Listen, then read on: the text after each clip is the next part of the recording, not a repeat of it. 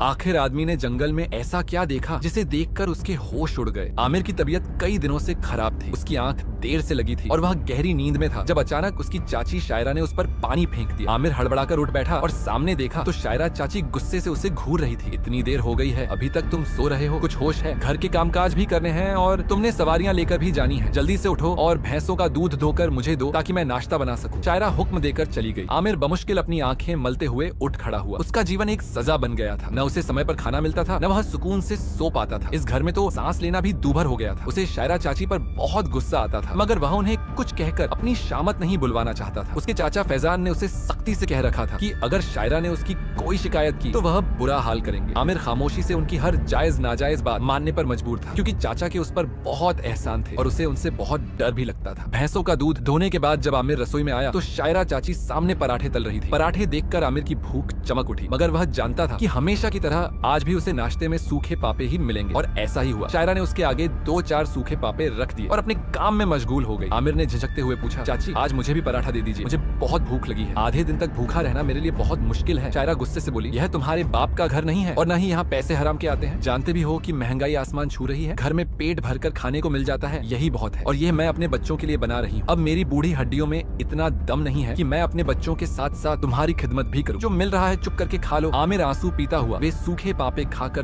तांगा लेकर काम पर निकल आया। पूरे रास्ते में वह यही सोचता रहा कि क्या वह सारी जिंदगी ऐसे ही गुजार देगा? क्या शायरा चाची हमेशा उसे इस तरह बेइज्जत करती रहेंगी? ऐसे तो वह पागल हो जाएगा। आमिर स्टॉप पर आ गया और गाड़ियों से उतरने वाली सवारियों को तांगे पर सवार करवाकर गांव ले जाने लगा। उस दिन उसके काफी फेरे लग गए थे। शाम हो चली थी और अब वह वापस जाने का इरादा कर रहा था, लेकिन फिर उसने सोचा कि कुछ और पैसे कमा लेगा जिन्हें वह अपने पास रख सकेगा। गाँव में आमिर के अलावा और भी काफी सारे तांगे चलते थे, लेकिन अन्य तांगे वालों को ज्यादा काम मिलता था, क्योंकि वे जबान्ज और आवाज लगाकर सवारियां बुलाते थे। आमिर खामोश स्वभाव का था। उसमें आत्मविश्वास की कमी थी, जिसके कारण वह किसी से बात करने में झिझकता था। बात करते करते उसकी जुबान लड़खड़ा जाती और वह बुरी तरह से शर्मिंदा हो जाता था। जब आमिर दोबारा स्टॉप पर आया तो शाम का अंधेरा फैल चुका था। वह वापस जाने ही वाला था जब उसे एक तरफ से 11 लड़कियां आती हुई दिखाई दी। सभी ने बुर्के पहने हुए थे और चेहरे भी नकाब में ढके थे। उन्हें देखकर आमिर ने नजरें झुका ली और उनकी तरफ पीठ करके खड़ा हो गया। अचानक उसे अपने पीछे एक मधुर आवाज सुनाई दी। जब उसने पलट कर देखा तो वे लड़कियां उसके पास खड़ी थी। अधिकतर लड़कियां चंचल दृष्टि से उसे देख रही थी, लेकिन जो लड़की उससे बात कर रही थी वह उनसे अलग थी, गंभीर और शांत स्वभाव की। वह आंखें झुकाए बोली, हमें एक जगह जाना है, क्या आप हमें हमारी मंजिल तक पहुंचा देंगे? आमिर ने हाँ में सिर हिलाया और पूछा कि उन्हें कहाँ जाना है। लड़कियों ने उसके गांव से विपरीत दिशा का रास्ता बताया। वहाँ आबादी बहुत दूर तक थी और बीच में जंगल भी आता था। यह रास्ता जंगल से होकर गुजरता था, जिसके बारे में तरह तरह की डरावनी बातें प्रचलित थी कि वहाँ भूत प्रेत हैं, जिन्नात हैं और लोगों ने